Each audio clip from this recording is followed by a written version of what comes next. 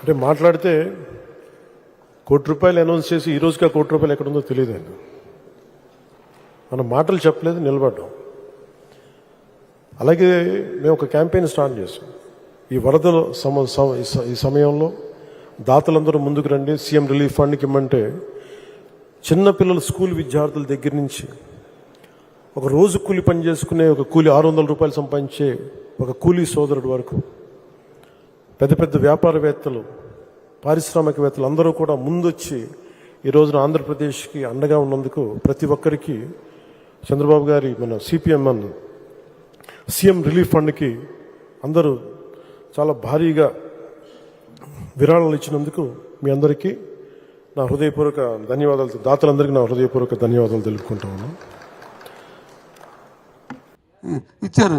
జగన్మోహన్ రెడ్డి గారు కూడా మా పార్టీ తరఫున ఆయన కూడా ₹1 కోటి ఇచ్చారు. మళ్ళీ నిన్న మళ్ళీ 10 లక్షలు ఇచ్చారు మాకు. సీఎం రిలీఫ్ ఫండ్కి ఎందుకు ఇస్తాం?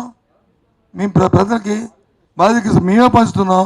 నేనే మన వాటర్ ప్యాకెట్లు వచ్చి ఫస్ట్ మొదటి రోజున 1,00,000 పాల ప్యాకెట్లు, 2 లక్షల వాటర్ బాటిళ్ళు, మళ్ళీ మన్నాడు వచ్చి 75,000 మళ్ళీ పాల ప్యాకెట్లు, మళ్ళీ 1,00,000 వాటర్ బాటిళ్ళు, మళ్ళీ రేపు వెళ్తున్నాం. రేపు ఉదయం మళ్ళీ రేపు ఇవాళ రాత్రికి ఉంది.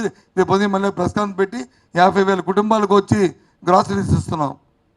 మళ్ళీ 50,000 కుటుంబాలకి మళ్ళీ ఆ డబ్బులోనే రేపు కొనిసి మళ్ళీ నేను ఇవన్నీ సుమారు ₹1,40,000 ₹1,50,000 వరకు, సారీ ₹1,40,000 వరకు అవుతున్నాయి. ఇవన్నీ పార్టీ ఇస్తుంది. అదంతా సీఎం రిలీఫ్కి ఎందుకు ఇస్తాం? ఇచ్చాం కదా. మా దగ్గర మ్యాన్ పవర్ లేకపోతే, మెకానిజం లేకపోతే రిలీఫ్కి ఇస్తాం. తప్పు కాదు ఇవ్వడం. ఉంది కదా మెకానిజం ఉన్నప్పుడు ఎందుకు ఇస్తాం? మరి మేము అంటున్నాం కదా, మన 4 లక్షలు డైరెక్ట్గా అతని మెకానిజం ఉండబట్టే కదా ప్రతి దాని పేరు పంచాయతీకి ₹1,00,000 ఇచ్చారు. అంటే అది మెకానిజం ఉండబట్టే కదా. మా మెకానిజం మాకు ఉంది కాబట్టి మేము అలా చేసాం. అది నేను అదేగా చెప్పాను బాబు. నేనేం తప్పు చెప్పలే. నీ అభిప్రాయం నీది, నా అభిప్రాయం నాది. నేనేమి కించపరచలే. సారీ.